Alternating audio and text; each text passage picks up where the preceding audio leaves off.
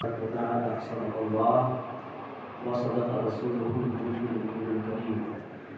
معزز سامعین، السلام علیکم ورحمۃ اللہ وبرکاتہ۔ محرم شریف کے اس 10 روزہ اجلاس کا یہ پہلا دن ہے جس میں ہم اور آپ سب مل کر بارگاہ رسالت مآب صلی اللہ علیہ وسلم میں اور اہل بیت کرام میں اپنی عقیدت کا خراج پیش کر رہے ہیں۔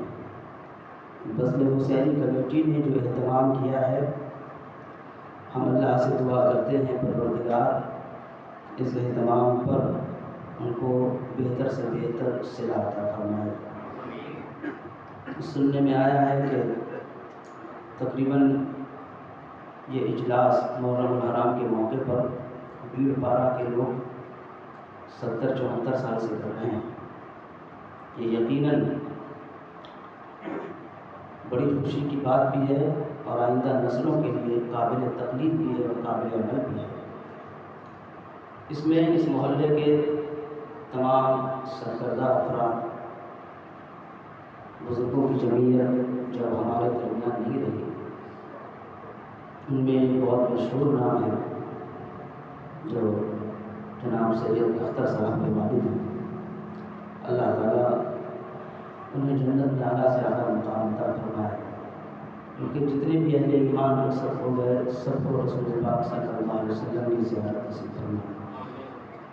آج کی اس گفتگو میں ہم چاہتے ہیں آپ کے سامنے 10 روزہ محرم الحرام کے موقع پر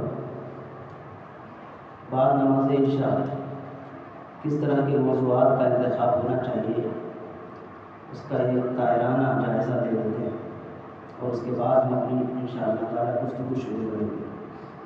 حافظ قمر رضا صاحب بڑی دیرینہ خدمات ہیں آپ کے اس مدرسے میں ان کی، اور یہ مدرسہ اور اس مدرسے سے آپ کے اطراف میں پھیلنے والے نظریات مسلک اعلیٰ حضرت، اللہ تعالیٰ ان تمام امور کو اور تحریک کو سلامت رکھے۔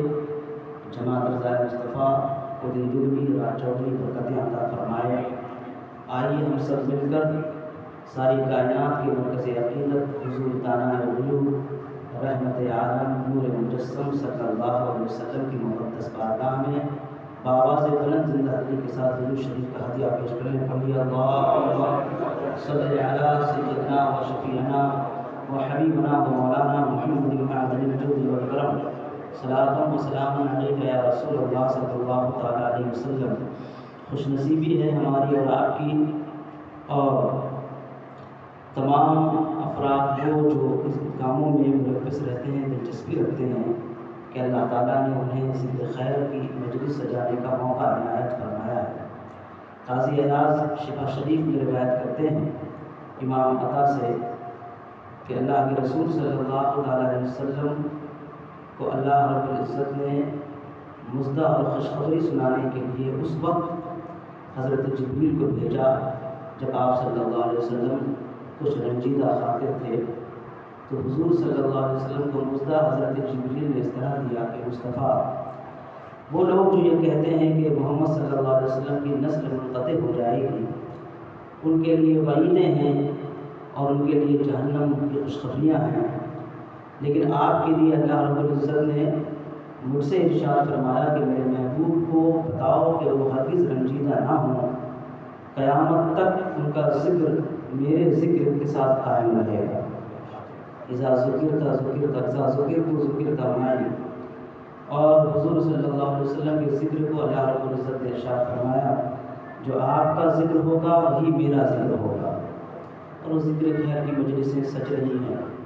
یہ بہت بڑا کرم ہے پروردگار کا کہ اللہ تعالیٰ نے اس کے لیے آپ لوگوں کو، ہم لوگوں کو منتخب فرمایا ہے۔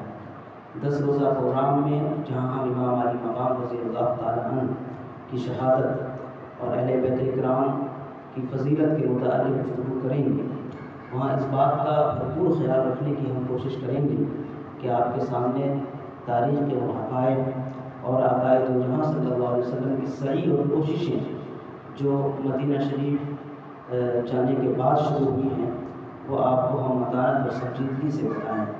لیکن سوال یہ ہے کہ 21ویں صدی جیسے پرآشوب اور پرفتن اور مصروف ماحول میں جہاں آپ اتنا سارا روپیہ خرچ کرنے کے بعد اللہ کے رسول صلی اللہ علیہ وسلم کی محبت میں بیٹھتے ہیں، وقت دیتے ہیں، خرچ کرتے ہیں، اس کا صلہ آپ کو کیا ملنا چاہیے؟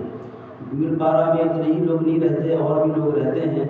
ممکن ہے میری آواز وہاں تک جا رہی ہو، اگر جا رہی ہے تو میں دعوت نامہ بن کر آپ کو دعوت دے رہا ہوں، تشریف لائیے، آئیے ہم بھی بیٹھ جائیں، آپ بھی بیٹھ جائیں، دونوں مل کر اپنے رب کو یاد کریں، رب کے رسول کو یاد کریں، اسلامی تاریخ کو یاد کریں، بھولی بسری باتیں جو دنیا بھول چکی ہے، ہم دنیا کو سچائی، حق، صداقت، قربانی، ایثار، محبت کا پیغام دیں، اور انہی جلسوں کے ذریعے ایک انقلاب لانے کی کوشش کریں۔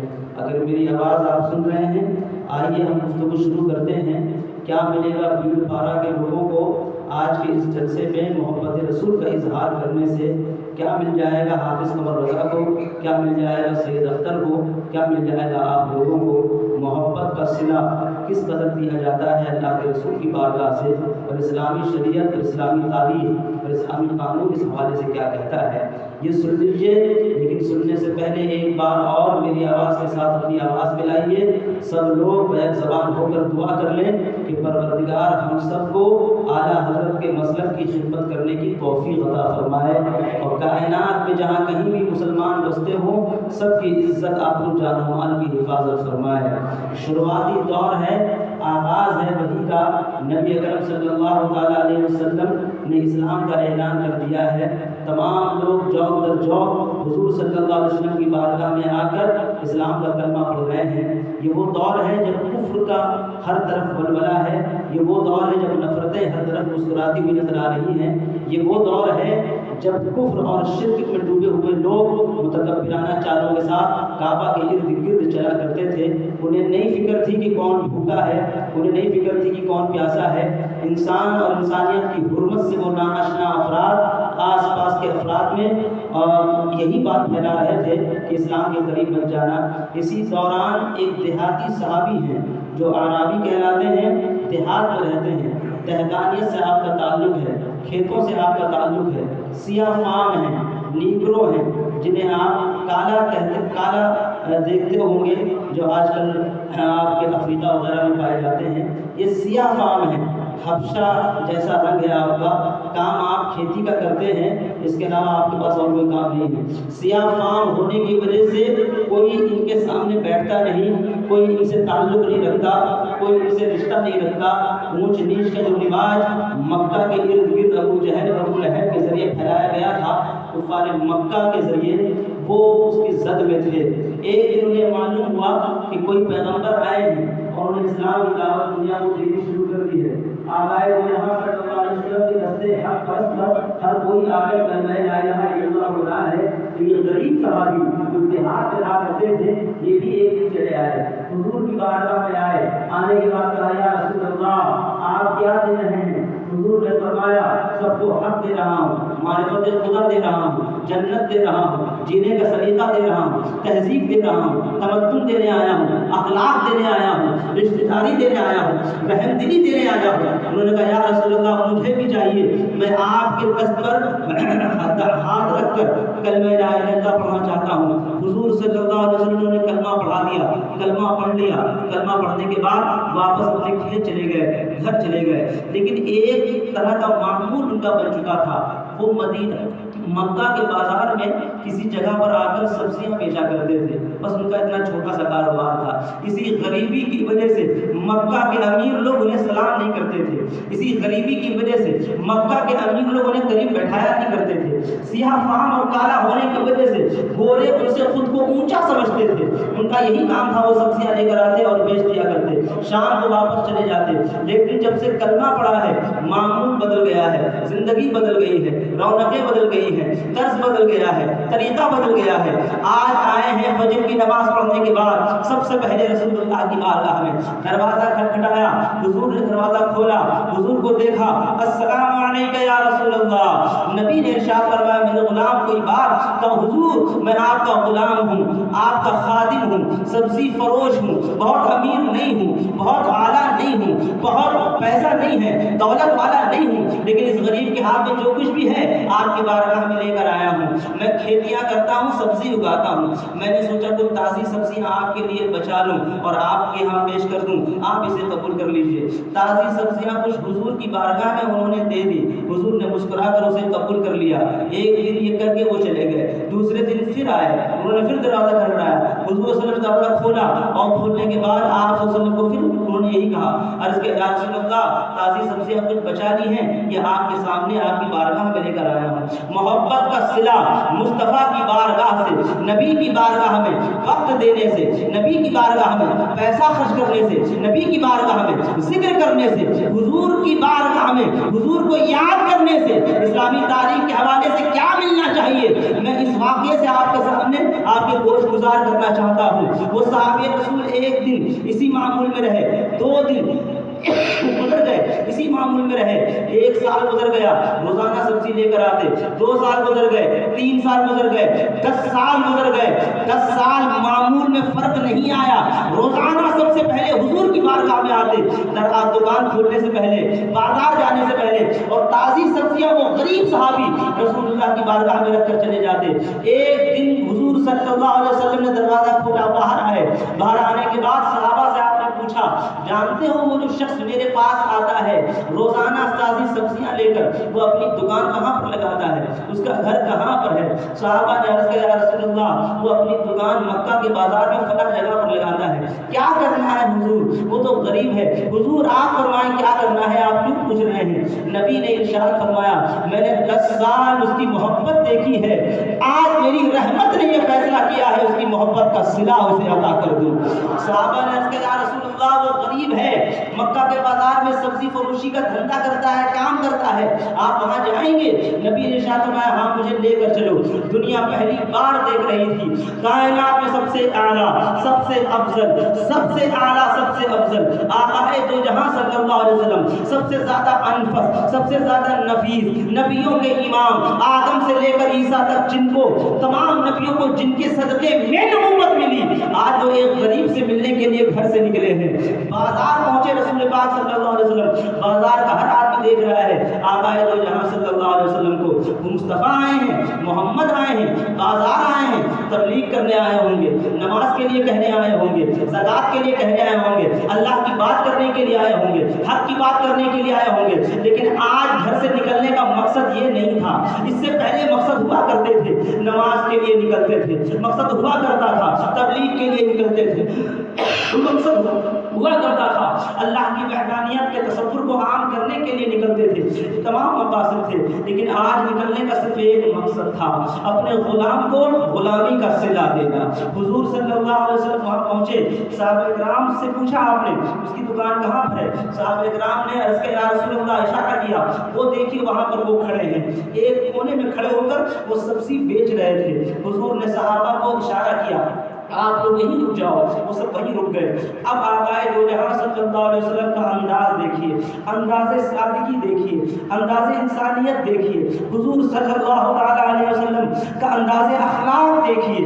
آپ صلی اللہ علیہ وسلم کو پہنچے وہاں، صحابہ کو آپ نے اشارہ کر دیا تھا کوئی ان کے قریب نہیں جائے گا، اور پیچھے سے آپ پہنچ گئے، پیچھے سے کھڑے ہو کر جہاں وہ سبزی بیچ رہے تھے، پیٹھ کے پیچھے آپ صلی اللہ علیہ وسلم چلے گئے، اور جانے کے بعد آپ نے اس کی دونوں آنکھوں پر اپنا ہاتھ رکھ کر ارشاد فرمایا بتاؤ میں کون ہوں؟ یہ مصطفیٰ ہیں، یہ رسول اللہ ہیں، یہ امام الانبیاء ہیں، یہ وہ ہیں جن کے صدقے میں کائنات بنی۔ اخلاق اور سادگی کا عالم دیکھیں، ایک سبزی فروش جو سبزی بیچا کرتا ہے، مکہ کے کسی آدمی نے 2 بار اسے دیکھنا پسند نہ کیا، اور امام الانبیاء قریب جا کر اس کی دونوں آنکھوں پر ہاتھ رکھ کر پوچھ رہے ہیں بتاؤ میں کون ہوں؟ انہوں نے حضور کی ہاتھ پر اپنا ہاتھ رکھا، کوئی جواب نہ دیا۔ دوسری بار پھر حضور نے پوچھا بتاؤ تو میں کون ہوں؟ انہوں نے کوئی جواب نہ دیا۔ تیسری بار پھر حضور نے پوچھا بتاؤ تو میں کون ہوں؟ انہوں نے مسکرا کر جواب دیا آپ وہ ہیں جن کے صدقے میں ہم پیدا کیے گئے، کائنات پیدا کی گئی۔ سرور اگر کہوں کہ مالک و مولا کہوں تجھے، باغ خلیل کا گل زیبا کہوں تجھے، آپ مصطفیٰ ہیں، مرتضیٰ ہیں، محبوب خدا ہیں، رسول اللہ ہیں۔ آقا دو جہاں صلی اللہ علیہ وسلم نے ہاتھ اٹھایا، انہوں نے حضور مجھ غریب کے پاس آپ، مجھ سبزی بیچنے والے کے پاس آپ، مجھ سیاہ فام کے پاس آپ، اس سے پہلے کوئی میرے پاس نہ آتا تھا، اس سے پہلے کسی نے آ کر مجھے سلام نہیں کیا، حضور آپ آئے، کوئی خاص بات ہے؟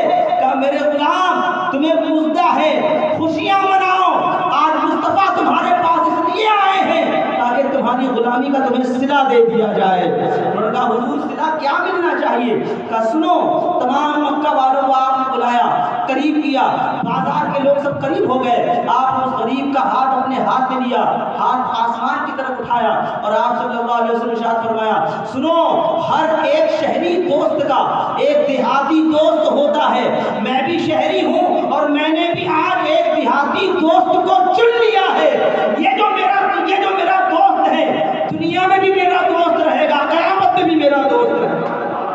رسول اللہ نے یہ صلہ عطا کیا، محبت کا صلہ، غلامی کا صلہ۔ اگر مصطفیٰ انہیں صلہ دے سکتے ہیں محبت کی بنیاد پر، آج بیٹھیے خالص دل کے ساتھ اللہ کے لیے، اللہ کے رسول کے لیے محبت سے، عشق رسول کے ساتھ۔ کل قیامت کا دن ہوگا، ہمیں یقین ہے نبی نے زندگی میں انہیں اپنا دوست کہا تھا، مصطفیٰ قیامت کے دن اگر ہمیں اپنا غلام بھی کہہ لیں ہمارا بیڑا پار ہو جائے گا انشاءاللہ تعالیٰ۔ دعا کیجئے اللہ تعالیٰ ہم سب کو مسلک اعلیٰ حضرت پر قائم اور دائم رہنے کی توفیق عطا فرمائے۔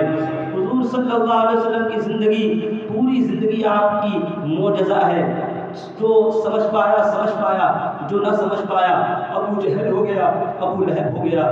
ہجرت کے بعد آپ صلی اللہ علیہ وسلم نے، ایک محرم چل رہا ہے، محرم کے بعد مہینہ آئے گا سفر، تقریباً 27 سفر کو آپ صلی اللہ علیہ وسلم نے کفار مکہ سے تنگ آ کر مکہ چھوڑ دیا اور مدینہ کی طرف آپ نے ہجرت کا ارادہ کیا۔ اللہ کے حکم سے ہجرت شروع ہو گئی، سب لوگ جا چکے تھے، آخری میں حضرت ابو بکر صدیق رضی اللہ تعالیٰ عنہ کے ساتھ نبی اکرم صلی اللہ علیہ وسلم نکلے یہ کہتے ہوئے کہ کعبہ تو مجھے بہت محبوب ہے، زمین میں اگر سب سے زیادہ کسی خطے سے مجھے محبت ہے تو وہ تو ہے، لیکن انشاءاللہ تعالیٰ میں واپس ضرور آؤں گا۔ یہ کہہ کر آپ مدینہ کی طرف روانہ ہو گئے۔ کفار مکہ کو خبر ہو گئی، کفار مکہ نے یہاں اعلان کر دیا جو بھی محمد عربی صلی اللہ علیہ وسلم کو پکڑ کر لائے گا اسے 100 سرخ اونٹ انعام کے طور پر دیے جائیں گے۔ یہ بڑی رقم کی بات ہوا کرتی تھی اس دور میں، 100 سرخ اونٹ، اور حضور صلی اللہ علیہ وسلم کے لیے اعلان کر دیا گیا۔ سارے لوگ آپ صلی اللہ علیہ وسلم کو پکڑنے کے لیے نکلے، ان میں ایک شخص تھا جس کا نام تھا سراقہ ابن جعصم، یہ رسول اللہ صلی اللہ علیہ وسلم کے بالکل قریب پہنچ گیا۔ حضرت ابو بکر نے کہا حضور کوئی آ رہا ہے، نبی نے ارشاد فرمایا آنے دو۔ وہ قریب آیا، آنے کے بعد حضور کو اس نے پکڑنے کی کوشش کی، رسول اللہ نے ارشاد فرمایا زمین یہ مجھے پکڑنا چاہتا ہے تو اسے پکڑ لے۔ زمین میں وہ دھسنے لگے، انہوں نے معافی مانگی لیکن حضور صلی اللہ علیہ وسلم نے معاف کر دیا، دوبارہ پھر انہوں نے یہی حرکت کی، رسول اللہ کے ساتھ انہوں نے 3 بار یہی کیا، آخری بار حضور نے پوچھا تو کرنا کیا چاہتا ہے؟ سراقہ نے کہا 100 سرخ اونٹ ملیں گے اگر آپ کو ہم نے پیش کر دیا کفار مکہ کے سامنے۔ رسول اللہ مسکرا کر فرمایا سراقہ تو 100 سرخ اونٹ کی وجہ سے مجھے پکڑنے کے لیے آیا ہے، میں تو تیرے ہاتھوں میں کسرا کا کنگن دیکھ رہا ہوں، تو مجھے پکڑنے کے لیے آیا ہے۔ یہ بات جب کہی آپ صلی اللہ علیہ وسلم نے، سراقہ کو یقین نہیں ہوا، یہ بات کی ہوئی تھی کیونکہ اس دور میں کسرا کی حکومت، جسے آپ پرشین امپائر کے نام سے کتابوں میں پڑھ سکتے ہیں، دنیا کی بڑی حکومتوں میں سے ایک تھی، بلکہ دنیا کی سب سے بڑی حکومت تھی جسے آپ پرشین امپائر، فارس کی گورنر کے نام سے آپ جانتے ہیں۔ رسول اللہ نے یہ ارشاد فرمایا، انہوں نے اس بات کو بہت سیریس نہیں لیا، سراقہ واپس چلے گئے۔ لیکن اب آپ سنیے، سراقہ چلے تو گئے، ایک وقت ایسا آیا آپ نے کلمہ پڑھا، مسلمان ہو گئے۔ ادھر حضور صلی اللہ علیہ وسلم کا وصال ہو گیا، ایران فتح نہیں ہوا، کسرا کے کنگن آ نہیں پائے، حضرت ابو بکر صدیق کا زمانہ آیا، 2.5 سال آپ مسند خلافت پر جلوہ بار رہے، لیکن آپ کے زمانے میں بھی ایران فتح نہیں ہوا۔ حضرت عمر فاروق کا زمانہ آیا، 10 سال حضرت عمر فاروق اعظم رضی اللہ تعالیٰ نے خلافت کے امور انجام دیے، اور اس کے بعد اسی 10 سالوں میں کسرا کہ ایران فتح ہوا۔ سعد بن ابی وقاص رضی اللہ تعالیٰ عنہ بنے سپہ سالار، اور آپ عمر فاروق اعظم کے حکم سے عراق کے راستے سے ہوتے ہوئے ایران پہنچے۔ سب سے آخری جنگ جس میں ایران کا فیصلہ ہو گیا وہ جنگ قادسیہ تھی۔ جنگ قادسیہ کے متعلق بہت ساری باتیں ہیں، لیکن وقت پر انشاءاللہ تعالیٰ اسے ہم بتانے کی کوشش کریں گے۔ سعد بن ابی وقاص رضی اللہ تعالیٰ عنہ وہی صحابی ہیں جن کے سامنے دریا آ گیا تھا، اسے دریائے دجلہ کہا جاتا ہے، جس میں آپ نے گھوڑے ڈال دیے تھے۔ اسی واقعے کو دیکھ کر علامہ اقبال نے، ڈاکٹر اقبال نے کہا تھا، دشت تو دشت ہے دریا بھی نہ چھوڑے ہم نے، بحر ظلمات میں دوڑا دیے گھوڑے ہم نے۔ اور یہ گھوڑے دوڑانے کے بعد جب آپ پہنچے ہیں ایران، اور کسرا وہاں سے بھاگ گیا، یزدجرد اس کا آخری بادشاہ تھا، آپ نے ایران پر قبضہ کر لیا، محل تک پہنچ گئے مسلمان، وہاں کبھی خدا کا نام لینے والا کوئی نہیں تھا، ایک خدا کو جاننے والا کوئی نہیں تھا، وہاں پر امیری غریبی کی ریکھائیں بہت زیادہ مضبوط تھیں، وہاں انسان سے سجدے کرواتا تھا، انسان سے خدا کہلاتا تھا۔ ایران میں پہلی بار منصف قوم پہنچی ہے، ایران میں پہلی بار صداقت والی قوم پہنچی ہے، ایران میں پہلی بار کوئی انصاف کرنے والے لوگ پہنچے ہیں، یہ مسلمانوں کی قوم تھی۔ محل میں پہنچ گئے اور پورا محل الٹ پلٹ کر کے رکھ دیا مسلمانوں نے، اور لوگوں نے پوچھا حضور جمعے کا وقت ہو رہا ہے، نماز کہاں ہوگی؟ حضرت سعد بن ابی وقاص نے کہا نماز وہی ہوگی جہاں خدا کا انکار کیا جاتا رہا آج تک۔ اسی محل میں نماز ہوئی، اسی محل میں اذان ہوئی، اور اس کے بعد وہاں سے جب مال غنیمت حضرت عمر فاروق اعظم رضی اللہ تعالیٰ عنہ کے پاس بھیجا گیا تو ان میں ایک بہت بڑا فرش تھا جسے فرش بہار کہا جاتا ہے تاریخ میں، فرش بہار۔ اس پر ایران کی حکومت جہاں جہاں تھی، جن جن ملکوں میں تھی، ہر ملک کا نقشہ بنا ہوا تھا۔ یہ بہت مہنگا فرش تھا، قالین جسے کہا جاتا ہے۔ ایرانی بہار کے موسم میں بیٹھ کر اس پہ شراب پیا کرتے تھے۔ یہ بھی وہاں پہنچا، حضرت عمر فاروق اعظم رضی اللہ تعالیٰ وہیں پر تھے، حضرت مولا علی بھی وہیں پر تھے۔ لوگوں میں مشورہ ہوا، ایران فتح ہو گیا حضور، اب اس سرزمین پر کلمہ لا الہ الا اللہ پڑھنے والے لوگ ہو گئے ہیں، اب ذرہ ذرہ رسول اللہ کے گن گائے گا، اب وہاں کی زمین کا چپا چپا مصطفیٰ کے نغموں سے گونجے گا۔ ایران سے کفر ختم کر دیا گیا ہے، ایران سے باطل کو ختم کر دیا گیا ہے۔ عمر فاروق اعظم گلے گلزار ہو گئے اور خوش ہو کر آپ نے فرمایا کیا کیا لائے ہو؟ کہا حضور یہ فرش بہار لایا گیا ہے۔ آپ نے پوچھا اس کا کیا کیا جائے؟ بہت بڑی قالین تھی، بہت مہنگی قالین تھی، بہت سونے کا کام، ہیرے کا کام، جواہرات کا کام اس پہ کیا گیا تھا۔ اس پر ایرانیوں کو بڑا فخر تھا، جسے آپ فرش بہار کے نام سے سن رہے ہیں ابھی۔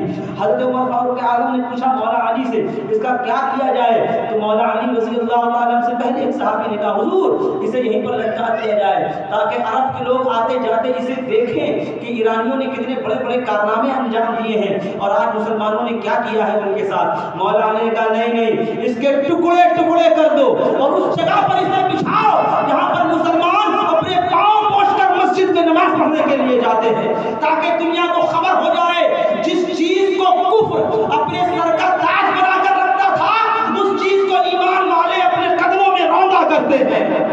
اور اس کے بعد اسے مسجد کے پائیدان کے طور پر اسے استعمال کیا گیا۔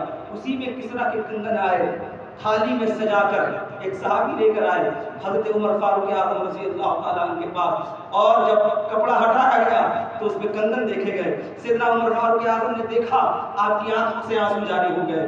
حضور کا وہ قول یاد آ گیا جب رسول اللہ نے ارشاد فرمایا تھا سراقہ تم مجھے پکڑنے آئے ہو 100 اونٹ کے بدلے، میں تو تمہارے ہاتھوں میں کسرا کے سونے کے کنگن دیکھ رہا ہوں۔ آج کسرا کے وہ سونے کے کنگن سامنے ہیں۔ صحابہ کرام کو مصطفیٰ کی یاد آ گئی، ہر کوئی آنکھیں نم کر چکا ہے، ہر کوئی رسول اللہ کو یاد کر رہا ہے، نبی کی بات کو یاد کر رہا ہے۔ سیدنا عمر فاروق اعظم نے ارشاد فرمایا سراقہ کہاں ہے، انہیں ڈھونڈ کر لایا جائے۔ سراقہ بوڑھے ہو چکے ہیں، آنکھوں کی روشنی بہت کم ہو چکی ہے اور کعبہ کی دہلیز پر بیٹھے ہوئے ہیں۔ صحابہ کرام وہاں پہنچے، سراقہ آپ کو عمر فاروق نے بلایا ہے۔ سراقہ کو دو لوگوں نے کھڑا کیا، کھڑا کرنے کے بعد حضرت سراقہ کو لے کر آیا گیا۔ سیدنا عمر فاروق اعظم رضی اللہ تعالیٰ عنہ نے سراقہ کو دیکھا، مسکرائے اور مسکرا کر سونے کے کنگن حضرت سراقہ سے کہا سراقہ یہ لو سونے کے کنگن آ چکے ہیں، آج تمہیں پہننا ہے۔ ان کے ہاتھوں کو پہنایا گیا، سراقہ کو سونے کے کنگن پہنائے گئے اور اس طرح قول رسول کی تصدیق ہوئی۔ لوگوں میں سے کسی نے یہ نہیں پوچھا اس زمانے میں کہ یہ تو سونا ہے، نبی نے حرام کر دیا ہے۔ آپ کون ہوتے ہیں اسے پہنانے والے؟ اس دور میں اگر وہابی ہوتے تو شاید یہ بات وہ کہہ دیتے اپنی بے شرمی کی وجہ سے، لیکن وہ سب کے سب صحابی تھے، وہ جانتے تھے کہ نبی کو اللہ نے اپنے کارخانہ قدرت کا ایسا مالک بنایا ہے کہ وہ جب چاہے جسے چاہے حلال کر دے، جب چاہے حرام کر دے، وہ کارخانہ قدرت کے مالک ہیں۔ یہ نبی اکرم صلی اللہ علیہ وسلم کا اختیار ہے۔ اور سراقہ ابن جاسم رضی اللہ تعالیٰ عنہ کے بعد آپ وصال کر گئے۔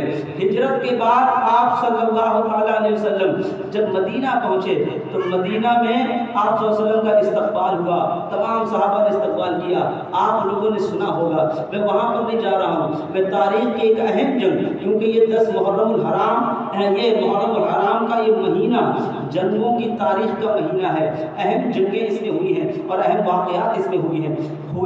اس میں ایک اہم جنگ ہوئی جو سب سے افضل جنگ کہلائی، سب سے اعلیٰ جنگ کہلائی، سب سے برکت والی جنگ کہلائی، سب سے فضیلت والی جنگ کہلائی۔ اس میں شامل ہونے والے جتنے افراد تھے رسول اللہ نے ان کے لیے فرمایا کہ اللہ نے تم سب کو بخش دیا ہے، تم سب کے سب جنتی ہو۔ یہ وہ جنگ تھی جسے جنگ بدر کہا جاتا ہے۔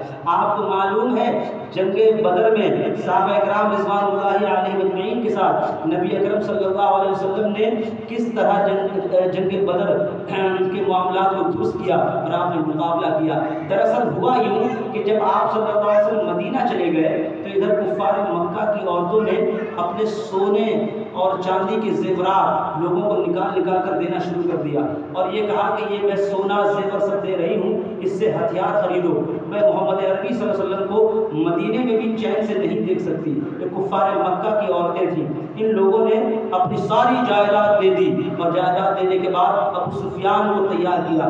حضرت ابو سفیان اس وقت ایمان نہیں لائے تھے۔ حضرت ابو سفیان رضی اللہ تعالیٰ عنہ تیاری آپ نے شروع کر دی اور تیاری شروع اس طرح کی کہ آپ ہتھیار لینے کے لیے اس راستے سے گزر رہے تھے جس راستے میں مدینہ پڑتا ہے۔ آپ نکلے، حضور صلی اللہ علیہ وسلم کو خبر ہو گئی، آپ صلی اللہ علیہ وسلم نے تمام صحابہ کو بلایا اور صحابہ کو بلا کر آپ نے فرمایا ابو سفیان ہم ہی لوگوں کے لیے ہتھیار لینے کے لیے نکلا ہے، وہ ہم لوگوں پر ہی حملہ کرے گا، اس کا استعمال ہم لوگوں کے خلاف ہوگا۔ 50,000 تقریباً سونے کے دینار ابو سفیان کے تھے، یہ بھی مسلمانوں کے تھے۔ دراصل مسلمان جب یہاں سے نکلے ہیں تو کپڑے کے سوا کچھ بھی ان کے پاس نہیں تھا۔ جب مدینہ پہنچے ہیں چڑھ کر کفار مکہ نے مکہ میں ان کے جتنے مکان تھے، سامان تھا، سب لوٹ لیا، لوٹنے کے بعد اپنے پاس رکھ لیا اور اس لوٹ کی وجہ سے یہ خبر صحابہ کرام کو مل گئی تھی۔ صحابہ کرام رضوان اللہ علیہم اجمعین نے حضور صلی اللہ علیہ وسلم سے کہا حضور کیا آپ جیسا فرمائیں ہمیں کیا کرنا ہے؟ نبی نے ارشاد فرمایا یہاں سے نکلو، نکل کر دیکھتے ہیں راستے میں وہ مل جائیں گے، ان کا قافلہ، ہتھیار چھین لیے جائیں گے، اس طرح جنگ اٹھ جائے گی۔ رسول اللہ صلی اللہ علیہ وسلم وہاں سے نکلے صحابہ کو لے کے، ایک روایت کے مطابق 315 لوگ تھے، ایک روایت کے مطابق 317 تھے، ایک روایت کے مطابق 313 تھے، صحیح قول 315 تھے۔ اس میں حضرت اسامہ اور حضرت عثمان غنی رضی اللہ تعالیٰ عنہ کو راستے سے حضور صلی اللہ علیہ وسلم نے واپس بھیج دیا تھا۔ حضرت عثمان غنی کو اس لیے بھیجا تھا کہ آپ کی بیٹی حضرت رقیہ رضی اللہ تعالیٰ عنہ آپ کو چیچک کی کا جو مرض ہوتا ہے وہ لاحق ہو گیا تھا، آپ بیمار تھی، عیادت کے لیے حضرت عثمان غنی کو آپ نے واپس بھیج دیا تھا اور حضرت اسامہ کو آپ واپس چلے گئے تھے۔ اس کے بعد آپ صلی اللہ علیہ وسلم وہاں سے نکلے، نکل کر آپ میدان بدر کی طرف بڑھ رہے تھے۔ راستے میں ابو سفیان کو خبر ہو گئی کہ لگتا مدینہ والے نکلے ہیں ہمیں پکڑنے کے لیے۔ اس نے ایک اونٹنی پر ایک قاصد کو بٹھایا اور مکہ بھیج دیا۔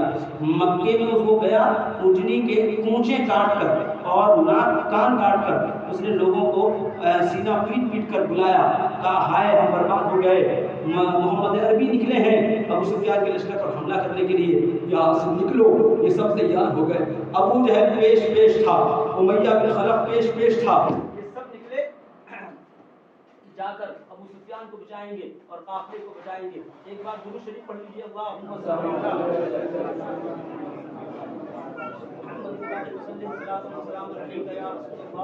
صلی اللہ تعالی علیہ وسلم۔ آقائے دو جہاں صلی اللہ تعالی علیہ وسلم مدینہ سے نکل چکے تھے، ادھر سے کفار کا ایک لشکر نکلا ابو سفیان کو بچانے کے لیے. یہ لوگ راستے میں تھے ابھی. حکیم بن حزام جو بعد میں ایمان لائے, ابو سفیان نے ان کو خبر دی کہ ہم لوگ نکل چکے ہیں, اب جنگ کی ضرورت نہیں ہے. اس نے آ کر لوگوں کو سمجھایا کہ اب جنگ کی ضرورت نہیں ہے. ابو سفیان نے راستہ بدل دیا ہے. ایک بار اور آپ سب میری آواز کے ساتھ آواز ملائیے اور ایک بار دعا کیجئے کہ اللہ تعالی ہم تمام لوگوں کو 5 وقت کی نماز پڑھنے کی توفیق عطا فرمائے اور ہم سب کو اسلام کے نام پر, نبی کی محبت کے نام پر, اپنی تہذیب کے نام پر خوب خدمت دین کرنے کی توفیق عطا فرمائے. یہ بہت نصیبے کی بات ہے, بہت خوش نصیبی کی بات ہے ہمارے لیے اور آپ کے لیے کہ ہم سب ذکر رسول کی مجلس میں آج بیٹھے ہوئے ہیں. کل قیامت کے دن انشاءاللہ تعالی ہمیں یقین ہے ہم جب وہاں پر کھڑے ہوں گے اپنے گناہوں کے ساتھ تو ہمارا یہی عمل باعث نجات اور باعث شفاعت بنتا ہوا نظر آئے گا انشاءاللہ. کہیے انشاءاللہ تعالی. اور یہ مدرسہ جس میں تعلیم حاصل کرنے کا پرزور اہتمام ہے, بہت اچھے انداز میں چل رہا ہے. اللہ تعالیٰ اس مدرسے کو دن دگنی رات چوگنی برکتیں عطا فرمائے. میں نے بات بیچ میں کٹ اس لیے کر دی ہے تاکہ جب تک کہ مائک صحیح نہیں ہو جاتا آپ تک بات صحیح طریقے سے ہم پہنچا سکے. تاریخ کی بات ہے لیکن آپ سے کچھ باتیں بیچ میں کل میں مترادفہ کے طور پر کہنا چاہوں گا کہ مدارس اسلامیہ بہت ضرورت اور ضروریت کی اہمیت رکھتے ہیں. ہمیشہ یاد رکھیں, ہمیشہ ان کی ضرورت رہی ہے مدارس اسلامیہ کی. آج میں اتنا بول نہیں پاتا اگر میں مدرسے میں نہ پڑھتا. آج میں آپ کے سامنے اسلام کی بات نہیں کر پاتا اگر میرے سر پر مدرسے کی برکتیں نہ ہوتی. اس لیے مدرسے کی اہمیت کو سمجھیے. مسجد اگر اللہ کا گھر ہے تو نبی ارشاد فرماتے ہیں مدرسہ میرا گھر ہے, یہ رسول اللہ کا گھر ہے. اللہ سے دعا کیجئے کہ پروردگار ہم تمام لوگوں کی حاضری نبی پاک صلی اللہ علیہ وسلم کے صدقے طفیل اپنی بارگاہ میں قبول فرمائے. ابو سفیان نے راستہ بدل دیا. یہ اس نے جا کر ایک آدمی کو خبر دی جنگ کی کوئی ضرورت نہیں ہے. حکیم بن حزام پہنچے, ابو جہل سے کہا جنگ ٹل چکی ہے. ابو سفیان نے راستہ بدل دیا ہے, واپس مکہ آ رہے ہیں. لیکن ابو جہل تو بہت خبیث دماغ کا آدمی ہے. اس نے کہا جنگ بدل دی ہے لیکن انہوں نے جرأت کیسے کی ہمارے قافلے پر حملہ کرنے کو, سوچا بھی کیسے. میں تو جاؤں گا اور جا کر حملہ کروں گا اور مسلمانوں کا کام میں تمام کر دوں گا. ابو جہل 1000 آدمی لے کر مکہ سے روانہ ہوا اور وہاں پہنچا جہاں پر ایک جنگ ہوئی تھی. نبی اکرم صلی اللہ تعالی علیہ وسلم ایک کنویں کے پاس پہنچے جہاں پر پانی تھا. آپ صلی اللہ علیہ وسلم نے وہیں پر پڑاؤ ڈالا. تمام صحابہ وہاں پر تھے. اب جنگ کی نوعیت آپ ملاحظہ کر لیجئے. آج بہت کچھ ہے آپ کے پاس لیکن جگرا نہیں رہا. آج بہت کچھ ہے آپ کے پاس لیکن آپ کے پاس جوش و جذبہ نہیں رہا. آج بہت کچھ ہے آپ کے پاس. پہلے اتنی مسجدیں مکہ میں نہیں تھی, مدینہ میں نہیں تھی جتنی مسجدیں آج رائے گڑھ میں ہیں. اتنے مسلمان کل مدینہ میں نہیں تھے جتنے آج آپ کے یہاں ہیں. لیکن آپ کی ہمت اور ہماری ہمت جواب دے چکی ہے. ہم حق کو حق نہیں کہہ پا رہے ہیں, سچ کو سچ نہیں کہہ پا رہے ہیں. ہر جگہ کہیں نہ کہیں مصلحت آ جاتی ہے اور حکمت آ جاتی ہے. کہیں نہ کہیں دولت اور کہیں نہ کہیں ہماری جو لگژری لائف ہے, لگژری زندگی ہے, اس کو بچانے کی ایک نیت آ جاتی ہے. لیکن سلام کیجئے بدر والوں کو. رسول اللہ صلی اللہ علیہ وسلم کی بارگاہ میں ہے, ہاتھ میں کچھ بھی نہیں ہے. جانتے ہیں آپ کفار مکہ کے پاس 600 تلواریں تھیں, مسلمانوں کے پاس 6 تلواریں تھیں. کفار مکہ 100 گھوڑوں کے ساتھ تھے, مسلمانوں کے پاس فقط 2 گھوڑے تھے. ایک میں حضرت مقداد بن اسود رضی اللہ تعالیٰ عنہ تھے اور ایک گھوڑے پر حضرت زبیر بن عوام رضی اللہ تعالیٰ عنہ تھے. بس فقط یہ 2 گھوڑے تھے اور باقی سب اونٹنی پر تھے 3 لوگ. ایک اونٹنی پر رسول اللہ بھی 3 لوگ تھے اور حضور کے ساتھ بھی, اور حضور کے ساتھ مولا علی رضی اللہ تعالیٰ عنہ بھی تھے. جانتے ہیں عالم کیا ہوتا تھا؟ یہ لوگ باری باری سواری کرتے, باری باری اونٹنی کو کھینچتے. ایک بار حضرت علی اترتے وہ کھینچتے, دوبارہ جو دوسرے صحابی تھے حضرت ابو مرسد وہ اترتے وہ کھینچتے. پھر رسول اللہ صلی اللہ علیہ وسلم کی جب باری آتی تو صحابہ نے عرض کیا یا رسول اللہ آپ بیٹھے رہیں, آپ کو سواری کھینچنے کی ضرورت نہیں ہے, ہم کھینچیں گے. تو نبی نے ارشاد فرمایا تم ہم سے زیادہ طاقتور نہیں ہو اور میں بھی چاہتا ہوں اللہ کی بارگاہ میں مجھے بھی اس کا اجر ملے. یہ مصطفیٰ ہے, یہ انصاف ہے, یہ عدل ہے, یہ مساوات ہے, یہ کوالٹی ہے, یہ تصور اسلام ہے. امام الانبیاء دے رہے ہیں, میدان جنگ سے دے رہے ہیں. آقا دو جہاں صلی اللہ علیہ وسلم پہنچے میدان بدر میں, سارے صحابہ وہاں پر اکٹھا ہیں. رسول اللہ نے مشورہ کیا کیا کرنا چاہیے، کیا کرنا چاہیے؟ صحابہ سب سر جھکا کر بیٹھے ہوئے ہیں۔ پہلی بار صحابہ کو خبر ہوئی کہ ہم تو 313 ہیں اور ہمارے مقابلے میں 1000 لوگ ہیں، مقابلہ کیسے ہوگا؟ بعض صحابی ایسے تھے جو تھوڑا سا گھبرائے، رسول اللہ سمجھ رہے تھے کہ یہ لوگ تھوڑا سا ڈر رہے ہیں، خوف زدہ ہیں۔ آقا دو جہاں صلی اللہ علیہ وسلم نے سامنے حضرت ابو بکر صدیق رضی اللہ تعالیٰ عنہ سے پہلے کہا بتاؤ تم کیا کہنا چاہتے ہو؟ حضرت صدیق اکبر کھڑے ہوئے، ان کو جو بولنا تھا انہوں نے بول دیا۔ عمر فاروق کی باری آئی، انہوں نے بول دیا۔ حضرت مولا علی کی باری آئی، انہوں نے بول دیا۔ لیکن سنیں 86 مہاجرین تھے جو مکہ سے مدینہ گئے تھے بسنے کے لیے، 64 اوس کے لوگ تھے، جو لوگ اوس کے لوگ جنہوں نے حضور صلی اللہ علیہ وسلم کا کلمہ پڑھ کر ان کی غلامی کی قسمیں کھائی تھیں، اور باقی خزرج کے لوگ تھے۔ اب آپ توجہ دیجئے، مدینہ کے جو لوگ تھے وہ لوگ بھی وہیں پر بیٹھے ہوئے تھے۔ رسول اللہ نے پوچھا، حضرت مقداد بن اسود سامنے تھے، کیا کرنا چاہیے جنگ کے معاملے میں؟ آپ صلی اللہ علیہ وسلم نے پوچھا، حضرت مقداد بن اسود کھڑے ہو گئے۔ ایک صحابی کا عقیدہ دیکھیے، ایک صحابی کی عقیدت دیکھیے، ایک صحابی کا عشق رسول دیکھیے۔ انہوں نے کہا حضور صلی اللہ علیہ وسلم آپ کیا جاننا چاہتے ہیں؟ یہی کہ ہم میں جذبہ باقی ہے یا نہیں ہے، یا ہم ان 1000 لوگوں سے ڈر جائیں گے؟ ہم لوگ موسیٰ کی قوم نہیں ہیں، ہم بنی اسرائیل نہیں ہیں جنہوں نے کہا تھا اپنے نبی سے اذهب انت وربك فقاتلا انا هاهنا قاعدون، جاؤ تم اور تمہارا رب لڑو، ہم نہ لڑیں گے، ہم یہیں پر بیٹھیں گے، ہم تو آپ کے غلام ہیں، آپ کے دائیں سے لڑیں گے، آپ کے بائیں سے لڑیں گے، آپ کے آگے سے لڑیں گے، آپ کے پیچھے سے لڑیں گے۔ خدا کی قسم آپ کے جسم اقدس پر ایک زخم بھی نہیں آنے دیں گے جب تک ہماری لاشیں نہ بک جائیں۔ مقداد بن اسود رضی اللہ تعالیٰ عنہ نے کہا، رسول اللہ خوش ہو گئے، لیکن آپ صلی اللہ علیہ وسلم نے پھر پوچھا اور آپ لوگ کیا چاہتے ہیں؟ سب خاموش رہے۔ جانتے حضور مدینہ کے لوگوں سے پوچھنا چاہ رہے تھے کیونکہ ان کی تعداد زیادہ تھی، ان میں حضرت سعد بن معاذ رضی اللہ تعالیٰ عنہ سامنے موجود تھے۔ انہوں نے حضور کو دیکھا اور دیکھنے کے بعد کھڑے ہو گئے۔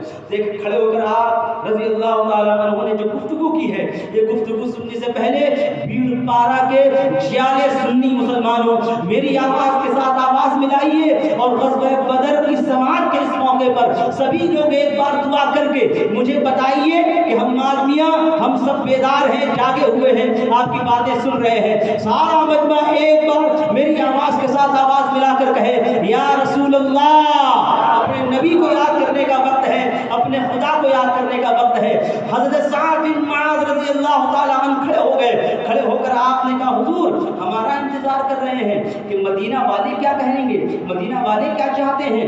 حضور ہم آپ پر ایمان لائے، ہم نے آپ کے ہاتھ پر اللہ کا کلمہ پڑھا، ہم تو خدا کو نہیں جانتے تھے، آپ نے خدا کی معرفت کرائی ہے۔ ہم کعبہ نہیں جانتے تھے، کعبے کے کعبہ قبلہ ہے یہ آپ نے بتایا ہے۔ ہم کلمہ نہیں جانتے تھے، کلمہ آپ نے بتایا ہے۔ ہم ایک دوسرے سے لڑتے تھے، ہم سب کو بھائی بھائی آپ نے بنایا ہے۔ ہمیں قوم کا مطلب نہیں معلوم تھا، ملت کا مطلب نہیں معلوم تھا، صداقت کا مطلب نہیں معلوم تھا، جنت کا مطلب نہیں معلوم تھا۔ یہ سب کچھ ہم کو آپ نے دیا ہے، یہ دل ہے، جگر ہے، یہ آنکھیں، یہ سر ہے، سب کچھ آپ کے قدموں پر ہم نے قربان کر دیا ہے۔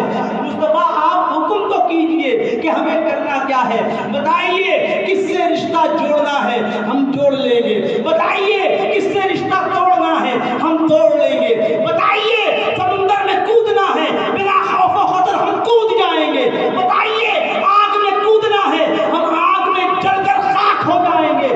حکم کیجئے جنگ میں لڑنا ہے، مدینہ کا ایک ایک بچہ جنگ میں لڑتا ہوا نظر آئے گا۔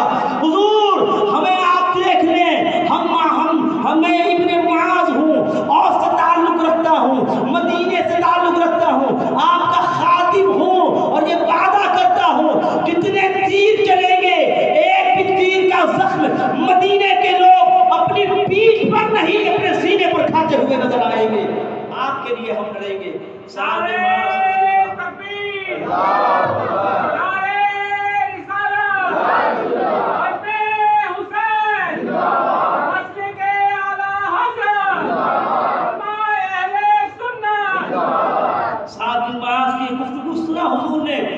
خوش ہو گئے، خوشی میں آقائے دو جہاں کھڑے ہو گئے اور آپ نے کہا میرے غلاموں، میرے ساتھیوں، میرے ماننے والوں، ایمان والوں، تم ان کے 1000 کے لشکر کو دیکھ کر گھبرا رہے ہو، گھبرانے کی ضرورت نہیں ہے، چلو میرے ساتھ میدان جنگ میں تمہیں بتاتا ہوں کل ہونے والا کیا ہے، میں بتاتا ہوں کل کیا کیا ہوگا۔ آپ صلی اللہ علیہ وسلم لے کر گئے تمام صحابہ کو، اور آپ صلی اللہ علیہ وسلم نے انگلیوں سے لائن کھینچنی شروع کی، ارشاد فرمانا شروع کیا، یہاں ابو جہل مرے گا، یہاں امیہ مرے گا، یہاں عتبہ مرے گا، یہاں ولید مرے گا، یہاں شیبہ مرے گا، یہاں فلاں مرے گا۔ اور جب جنگ کا غبار چھٹا تو دیکھنے والوں نے دیکھا کہ ان کی لاشیں وہیں پر پڑی تھی جہاں پر مصطفیٰ نے انگلیوں سے نشان کیے تھے۔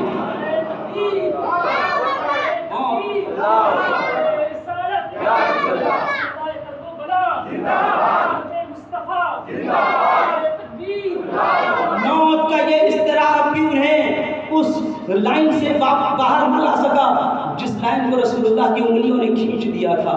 اور جانتے ہیں، لیکن عقل تو ابھی بھی حیران اور شزدر ہے، 313 لوگ لڑنے جا رہے ہیں جن سے 1000 لوگوں سے 6 تلواریں کیا کام آ پائیں گی 600 کے مقابلے میں، اور 2 گھوڑے ہیں فقط دوڑانے کے لیے، 100 گھوڑوں کے مقابلے میں 1000 افراد کا حوصلہ بہت بلند ہوتا ہے جب اپنے سامنے کم تعداد والوں کو دیکھتے ہیں۔ غریب صحابہ کے ہاتھ میں لکڑیاں ہیں، رسول اللہ کے لیے لڑنے کے لیے تیار ہیں، نبی اکرم صلی اللہ علیہ وسلم کے لیے بھیڑنے کے لیے تیار ہیں، مٹ جانے کے لیے تیار ہیں۔ آپ آئے دو جہاں سامنے ہیں۔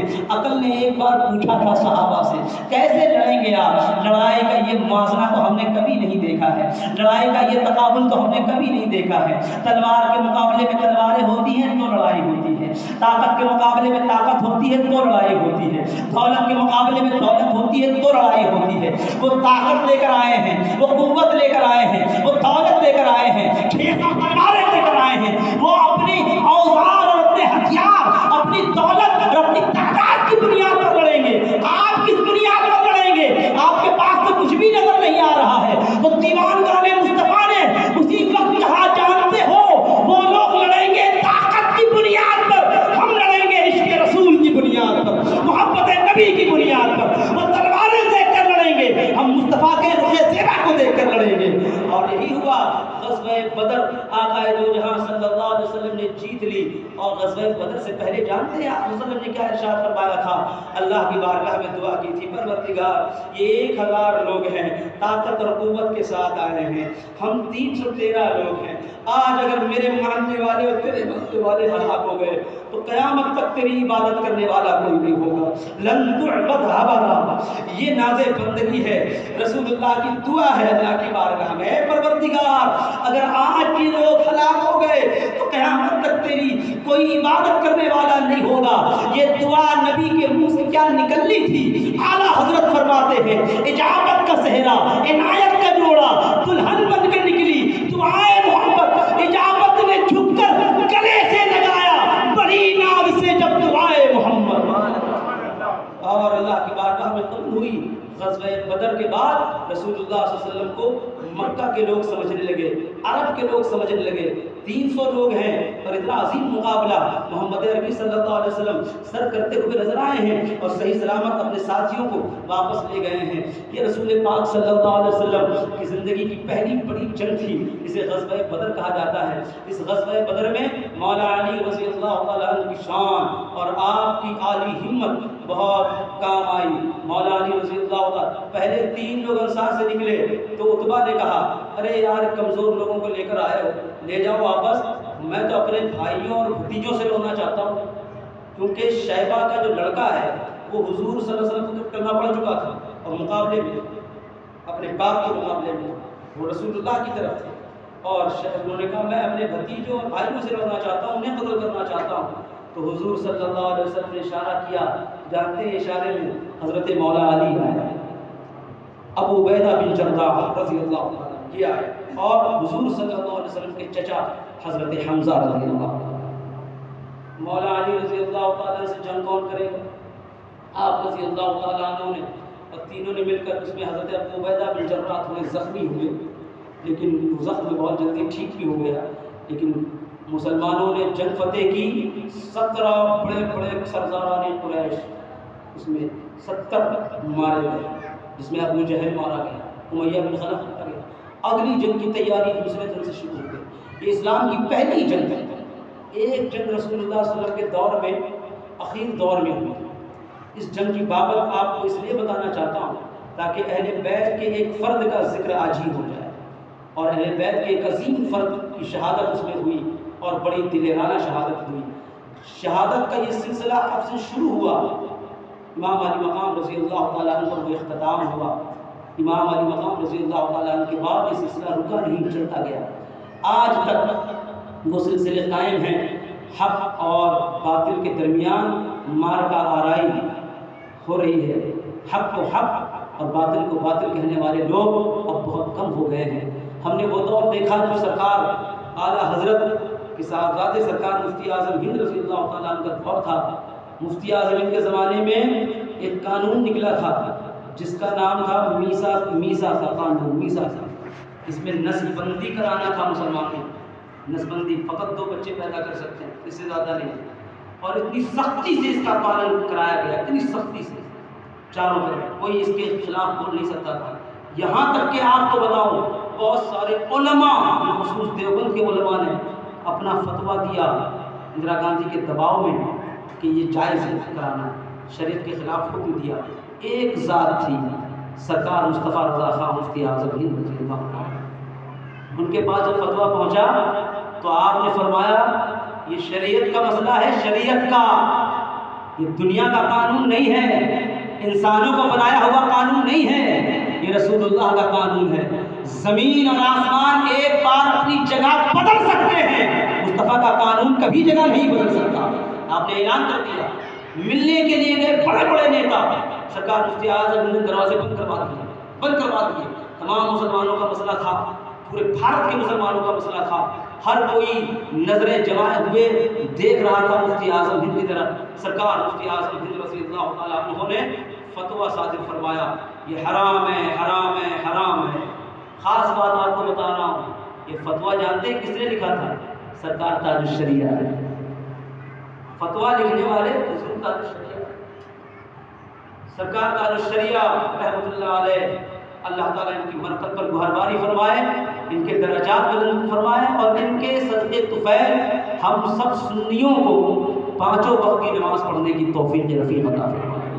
آپ حج کرنے کے لیے گئے، اچھے ہیں، آپ کے والد صاحب کا نام تھا حضرت ابراہیم رضا خان۔ یہ بات میں اس لیے کر رہا ہوں کیونکہ آج کی تاریخ کا تعلق سرکار حضور تاج الشریعہ سے ہے، آج 20 تاریخ ہے۔ اس لیے میں چاہتا ہوں کہ آپ کی زندگی پر کچھ باتیں ہو جائیں، اور اس کے بعد انشاءاللہ تعالیٰ کل کی گفتگو میں ہم کوشش کریں گے کہ خلیفہ اول کے متعلق گفتگو کرنے کے بعد اور بھی جو کمیٹی حکم کرے گی اس کے مطابق انشاءاللہ تعالیٰ باتیں کریں گے، تاکہ کیونکہ موضوعات تو منتخب ہو چکے ہیں، اسی پر انشاءاللہ تعالیٰ رہنے کی کوشش کروں گا۔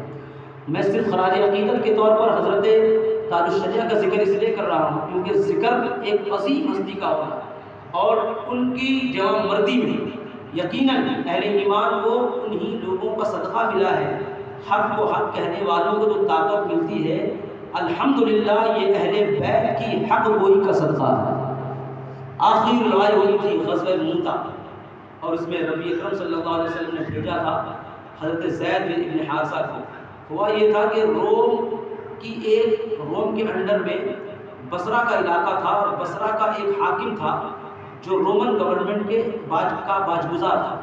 رسول اللہ نے حارث بن عمیر صحابی رسول کو بھیجا اس کے پاس کہ جا کر انہیں اللہ کا پیغام دو۔ وہ لوگ سمجھتے تھے کہ عرب کے لوگ بہت ہی جاہل ہیں، پڑھے لکھے نہیں ہیں، غریب ہیں، ان لوگ کے ذہن میں یہ تھا رومن بہت بڑی امپائر تھی، بہت بڑی گورنمنٹ تھی۔ رسول اللہ نے پہلی بار جب قاصد کو بھیجا تو اس نے غصے میں آ کر صحابی رسول کو شہید کر دیا۔ میں اختصار کے ساتھ لے کر چل رہا ہوں۔ حارث بن عمیر رضی اللہ تعالیٰ عنہ واپس آئے، خبر ہوئی یا رسول اللہ صحابی رسول کو قتل کر دیا گیا۔ یاد رکھیں قاصد جسے آپ ایلچی کہتے ہیں آج کی بھاشا میں، ایمبیسڈر کو قتل کرنا سب سے بڑا گناہ ہے، آج بھی ہے۔ ایمبیسڈر کو قتل کرنے کا مطلب یہ ہے کہ 2 گورنمنٹ اب لڑائی چاہتی ہیں، اب جنگ چاہتی ہیں۔ اس زمانے میں جب ان کو قتل کیا گیا، شہید کیا گیا، رسول اللہ صلی اللہ علیہ وسلم نے تقریباً 3000 لوگوں کو تیار کیا روم سے لڑنے کے لیے۔ جب روم سے لڑنے کا مسئلہ کفار کو پتہ چلا تو کفار ہنسنے لگے، یہ کیسے ہو جائے گا، 3000 لوگ اور روم سے لڑنے چلے۔ وہ لوگ مذاق اڑانے لگے کہ یہ محمد عربی صلی اللہ علیہ وسلم کو کیا ہو گیا، اتنی بڑی طاقت جس سے آج تک لڑنے کی قوت عرب کے لوگ حاصل نہیں کر پائے، محسوس نہیں کر پائے، سامنے جا کر اپنی بات کہنے کی جنہیں جرأت نہیں ہوئی، ان کے خلاف 3000 لوگوں کو بھیج رہے ہیں رسول اللہ، لیکن یہ 3000 کا لشکر نکلا۔ آپ صلی اللہ علیہ وسلم کا معجزہ ارشاد سننے سماعت کریں۔ حضور نے فرمایا کہ اگر زید بن حارثہ شہید ہو جائیں تو ان کے بعد جھنڈا اور لیڈرشپ دے دی جائے حضرت جعفر طیار رضی اللہ تعالیٰ۔ جعفر طیار شہید ہو جائیں تو اس کے بعد جھنڈا اٹھائیں گے عبداللہ ابن رواحہ رضی اللہ تعالیٰ عنہ۔ یہ تینوں کی خبر حضور صلی اللہ علیہ وسلم نے پہلے دے دی اور آپ لوگوں کو رخصت کر دیا۔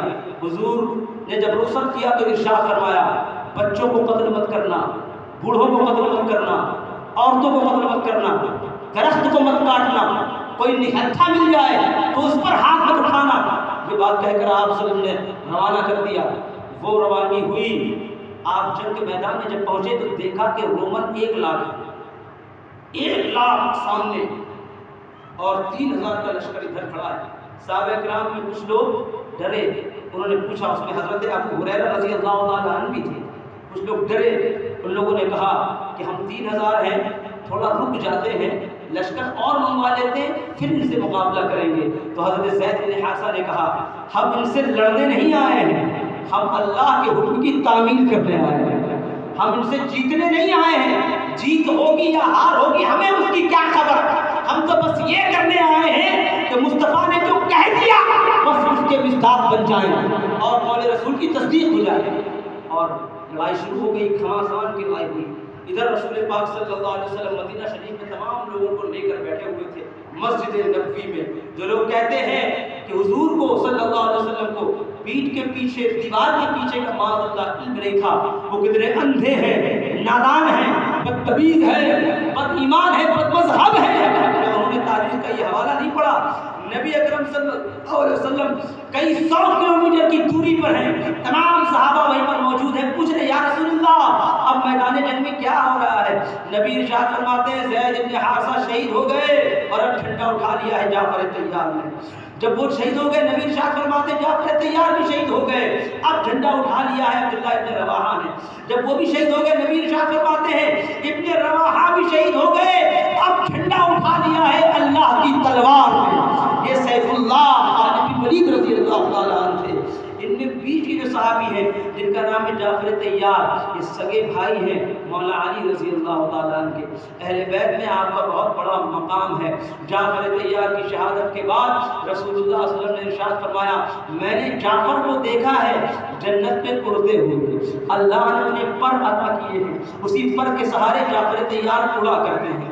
یہ اللہ کے رسول صلی اللہ علیہ وسلم نے جعفر طیار کے تعلق سے ارشاد فرمایا جعفر طیار کی دلیرانہ جنگ، ایک ہاتھ میں جھنڈا تھا آپ کے، آپ لڑ رہے تھے، ایک شخص نے آ کے آپ کے ہاتھ پر وار کیا، وہ ہاتھ آپ کا کٹ گیا اور جھنڈا آپ نے دوسرے ہاتھ میں لے لیا، آگے بڑھتے چلے جاتے تھے، دوسرا ہاتھ بھی آپ کا کٹ گیا، جھنڈا آپ نے اپنے دامن سے اٹھا کے رکھا، اسی حال میں آپ شہید ہو گئے۔ جعفر طیار رضی اللہ تعالیٰ عنہ کی یہ شہادت قیامت تک دنیا بھول نہ پائے گی۔ یہ روح، یہ دبدبہ، یہ حق گوئی، یہ جرأت، یہ بے باکی اہل بیت کو جو اللہ تعالیٰ نے عطا کیا تھا، بعد میں اللہ رب العزت نے اہل بیت سے محبت کرنے والوں کو وہی جذبہ عطا کیا۔ وہی جذبہ ہم اعلیٰ حضرت میں دیکھ رہے ہیں، وہی جذبہ مفتی اعظم ہند میں دیکھ رہے ہیں، وہی جذبہ ہم نے تاج الشریعہ کی زندگی میں دیکھا۔ سعودی گئے، وہاں کے لوگوں نے شکایت کر دی حضرت اختر رضا تاج الشریعہ یہاں آئے ہیں، جانتے ہیں یہ کون ہیں؟ یہ نیا فرقہ چلاتے ہیں، شرک کی دعوت دیتے ہیں، اس طرح کی بات ان لوگوں کے سامنے کہہ دی۔ CID آیا، آنے کے بعد حضرت تاج الشریعہ رحمۃ اللہ علیہ کے ہوٹل میں ڈائریکٹ گھس گیا کمرے میں، آپ کے ساتھ آپ کی رفیق حیات بھی تھی۔ تاج الشریعہ کہتے ہیں میں نے اپنی رفیق حیات کو ایک باتھ روم میں بند کر دیا اور کہا وہیں رہیں جب تک ہم واپس نہ آئے، جب تک کہ حالات سازگار نہ ہو جائے۔ CID آیا اور آپ کے ہاتھوں میں اس نے ہتھکڑی لگاتے ہوئے پوچھا کہاں سے آئے ہیں آپ نے کہا بھارت سے آیا ہوں۔ اس نے پوچھا ہندوستان کیا آپ کس مسلک سے تعلق رکھتے ہیں؟ آپ نے کہا اہل سنت والجماعت سے۔ آپ کا نام اختر رضا، آپ کے والد کا نام ابراہیم رضا جیلانی میاں جنہیں کہا جاتا تھا رضی اللہ تعالیٰ عنہ۔ علامہ اختر رضا سے پھر اس نے اور سوال کیے۔ پہلا سوال اس نے کیا کہ ہم نے سنا ہے کہ آپ بریلوی فرقے سے تعلق رکھتے ہیں جو شرک کی دعوت دیتا ہے۔ علامہ اختر رضا حضور سرکار تاج الشریعہ علیہ رحمۃ الرضوان نے ارشاد فرمایا آپ کو جس نے بھی یہ خبر دی ہے غلط خبر دی ہے۔ یہ جرأت، یہ بے باکی، بولنے کا یہ سلیقہ اللہ نے تاج الشریعہ کو جو عطا کیا تھا آپ نے اس کا بھرپور استعمال کیا۔ سی آئی ڈی نے پوچھا کہ نہیں آپ کے پاس کتنی کتابیں ہیں، کون کون سی کتابیں آپ لے کر آئے ہیں؟ حضور تاج الشریعہ کچھ کتابیں لے کر گئے تھے، اس میں ایک مجموعہ نعت بھی تھا تاج الشریعہ علیہ رحمۃ الرضوان کا، اور تمام کتابیں تھیں۔ اس نے پڑھنی شروع کر دی، دیکھنی شروع کر دی، ضبط کر لیا، موبائل چھین لیا، پرس چھین لیا، پاسپورٹ چھین لیا۔ یہ سب چھیننے کے بعد حضور تاج الشریعہ علیہ رحمۃ الرضوان کو ساتھ میں لے گیا اور تھانے میں رکھا، جیل میں۔ تقریباً آپ اس میں 11 دن آپ کو لگ گیا پوچھ تاچھ میں، 9 دن تقریباً پوچھ تاچھ میں لگ گئے۔ ایک دن دوسرے دن پھر وہ آیا، 8ویں دن وہ الگ لہجے میں تھا۔ اس نے پوچھا آپ فرقہ بریلوی سے نہیں تعلق رکھتے ہیں؟ آپ نے کہا نہیں۔ کہا لوگ تو کہتے ہیں۔ آپ نے کہا قادیانیوں نے یہ نام دیا ہے۔ اس نے کہا قادیانیوں کے تعلق سے بھی آپ لوگوں نے کچھ کام کیا ہے؟ اعلیٰ حضرت کی 3 کتابوں کا نام آپ نے بتایا۔ ہاں میرے دادا ہیں امام احمد رضا فاضل بریلوی، انہوں نے قادیانیوں کے تعلق سے 3 کتابیں لکھی ہیں، ان میں سے ایک کتاب کا نام قہر القیان ہے، آپ اسے پڑھ سکتے ہیں۔ وہ تھوڑی دیر سوچتا رہا، اس کے بعد اس نے پوچھا تو بریلوی نام قادیانیوں نے دیا ہے؟ کہاں قادیانیوں نے دیا ہے، ہم اپنے آپ کو بریلوی کہنا پسند نہیں کرتے، ہم اہل سنت والجماعت کہنا پسند کرتے ہیں۔ آپ نے جب یہ کہا تو اس نے آپ سے 2-3 باتیں اور پوچھی، لیکن آپ کو اس نے چھوڑا نہیں۔ ایک دن اس نے کہا کہ آپ اپنا عقیدہ بتائیے۔ آپ نے کہا میرا عقیدہ ہے رسول اللہ زندہ ہے، میرا عقیدہ ہے رسول پاک شفاعت کرائیں گے، میرا عقیدہ ہے رسول اللہ کو علم غیب ہے، میرا عقیدہ ہے رسول اللہ کو اللہ نے اختیار عطا کیا ہے، میرا عقیدہ ہے کہ ہم یہاں سے سلام کرتے ہیں مصطفیٰ گنبد خضرا سے سن کر اس کا جواب دیتے ہیں، یہ میرا عقیدہ ہے۔ اعلیٰ حضرت کا یہ ثبوت وہاں پر برملا بول رہا تھا اور وہ سن رہا تھا۔ اس نے کہا شفاعت کے بارے میں تو ہم سب تسلیم کر سکتے ہیں، علم غیب کے بارے میں آپ کے پاس دلائل ہیں؟ آپ شریعت نے دلائل دینا شروع کر دیا، اور اس کے بعد آپ نے کہا دیوبندی اس کا انکار کرتے ہیں، آپ ان کی کتابیں پڑھ لیجئے۔ سی آئی ڈی سوچتا رہا، پڑھتا رہا، اور اس کے بعد ان کی بات سننے کے بعد اس نے ایک تحریر تیار کی۔ اس زمانے میں شاہ فیصل، شاہ فہد وغیرہ کا زمانہ تو زندہ تھا، اس کے پاس وہ تحریر پہنچی، اس نے پڑھا، پڑھنے کے بعد وہ جانے ہوا کوئی بڑا مسئلہ نہیں ہے۔ حضور تاج الشریعہ کے تعلق سے بھارت کے تمام علماء ممبئی میں جمع ہو چکے تھے، یہاں روزانہ احتجاج ہوا کرتا تھا، روزانہ بولنے والے لوگ بولا کرتے تھے۔ سی آئی ڈی جو تاج الشریعہ سے پوچھا کرتا تھا روزانہ سوال، تاج الشریعہ آنکھوں میں آنکھیں ملا کر جو جواب دیتے تھے، اس نے بہت کوشش کی کہ اپنی بات سے پھر جائے۔ تاج الشریعہ نے کہا نہیں، مصطفیٰ کی شان میں جتنی باتیں قرآن حدیث میں آئی ہیں کہ آپ با اختیار بھیجے گئے، آپ کو علم غیب ہے، آپ سلام سنتے ہیں، آپ زندہ ہیں، شفاعت کروائیں گے، یہ سب حق ہے، میں آخری سانس تک یہ بات کہوں گا۔ وہ بہت متاثر ہوا جس دن آپ کی رہائی ہوئی، تاج الشریعہ کو لے کر آیا گیا ایئرپورٹ تک ہتھکڑی پاؤں، ہتھکڑی ہاتھوں میں لگی رہی۔ جب اس نے ہتھکڑی کو کھولنے کے بعد کہا آپ مجھے معاف کر سکتے ہیں، مجھے معاف کر دیجئے، تلخ کلامی آپ سے ہو گئی۔ اس کے بعد ہاتھوں کو لے کر بوسہ دیا اور کہا اگر میں آپ کو یاد رہ جاؤں تو میرے لیے دعا کر دیا کیجیے۔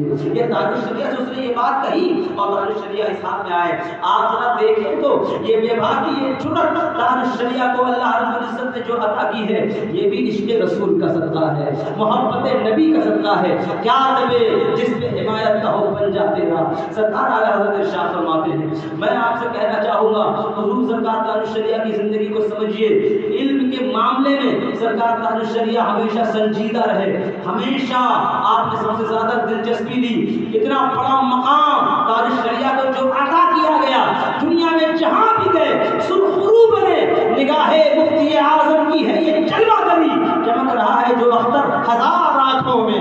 سرکار تاج الشریعہ کیا؟ کئی ملکوں کا سفر کرنے گئے اللہ کے لیے، مسلک حقہ کے لیے، سچائی کے لیے، اچھائی کے لیے، دنیا کو عشق رسول کی دعوت دینے کے لیے سرکار تاج الشریعہ علیہ رحمت و رضوان پوری زندگی گئے، لیکن ایک زندگی کا ایک لمحہ ان کا ایسا گزرا ہے جس نے غم سے انہوں نے غم سے بھر دیا تھا، اور آپ بہت دور تھے، پردیسی تھے، جامعہ مصر میں آپ پڑھ رہے تھے، خبر آئی اچانک خط کے ذریعے تاج الشریعہ کو کہ آپ کے والد کا وصال ہو چکا ہے۔ یہ حضرت جیلانی میاں تھے جن کا انتقال ہو گیا، آپ وہیں تھے لیکن آپ یہاں نہیں آئے، پڑھائی کی وجہ سے، تعلیم کی وجہ سے حضور سرکار تاج الشریعہ پڑھتے رہے، علم حاصل کرتے رہے۔ جیلانی میاں رحمۃ اللہ علیہ کا انتقال ہو گیا، آپ نے ان کے غم میں کئی اشعار بھی لکھے، اور اس کے بعد جب آپ آئے تو ان کی مزار پر جا کر کہا ابا جان جس کام کے لیے آپ نے بھیجا تھا آپ کا بیٹا اس سے ہٹا نہیں، اسے حاصل کر کے آیا ہے، اور اب انشاءاللہ تعالیٰ پوری دنیا میں دین متین کی ہم خدمت انجام دیں گے۔ تاج الشریعہ نے وہی کیا، ہم نے سرکار تاج الشریعہ کے وضو کو دیکھا ہے، آپ کی زندگی کو دیکھا ہے، اس طرح کے رہبر، اس طرح کے رہنماؤں کی ضرورت ہر دور میں رہی ہے، آج کے دور میں بھی ہے۔ بس آپ لوگوں سے آخری بار میں یہ کہنا چاہوں گا، اگر آپ لوگ 5 منٹ کا وقت مجھے اور دے دیں اپنی زندہ دلی سے، اگر آپ دے سکتے ہیں تو ایک بار اس کا اظہار بھی کر دیجئے کہ آپ سب دعا کیجئے اللہ تعالی ہم سب کو تاج الشریعہ علیہ رحمت و رضوان کی ولایت کا صدقہ عطا فرمائے۔ ہمیں اور آپ کو اپنی نسلوں کو اب دیکھنا ہے، زندگی اور زندگی کے جو معیار اب بن چکے ہیں اہل اسلام اور مسلمانوں کے، اس پر چلنا درست نہیں ہے۔ عام طور پر مسلمانوں کا جو مزاج دین سے ہٹ کر کہیں اور جا رہا ہے، اس سے واپس لانے کی ذمہ داری ہماری اور آپ کی ہے۔ ہم نے غزوہ بدر کا معرکہ سنا، غزوہ موتا کا معرکہ سنا، رسول اللہ کی زندگی کے یہ 2 اہم پہلو آپ کے سامنے ہم نے بیان کیے ہیں، لیکن ہم آپ سے امید رکھتے ہیں اہل بیت کے قصے صرف سنے نہیں جاتے ہیں، اہل بیت کے قصے کو اور ان کے درد کو محسوس کرنے کی ضرورت ہے۔ آج تک انقلاب نہیں آیا، ہزاروں لاکھوں جلسے ہوتے ہیں، اس کی وجہ یہی ہے ہم صرف سنتے ہیں، محسوس نہیں کرتے ہیں۔ جس دن ہم نے محسوس کرنا شروع کر دیا ان کے درد کو، ان کی تکلیف کو، ان کی مصیبت کو، ان کی آزمائشوں کو، ان کے امتحان کو، خدا کی قسم بہت کچھ نہیں کرنا پڑے گا، اللہ اسی احساس کے بدلے آپ کی زندگی میں انقلاب برپا کر دے گا، اسی احساس کے بدلے۔ اس لیے اہل بیت کی باتیں سنیے، علم حاصل کیجئے جہاں سے مل جائے۔ حضور فرماتے بلغوا عنی ولو آیا، کچھ بھی آتا ہو، ایک آیت بھی آتا ہو مجھ سے روایت کرو، دنیا تک پہنچاؤ، علم حاصل کرو، اپنے بچوں کو پڑھاؤ۔ شومی قسمت تعلیم کے معاملے میں امت مسلمہ میں سب سے زیادہ اگر کوئی پیچھے ہے ہماری اور آپ کی جماعت۔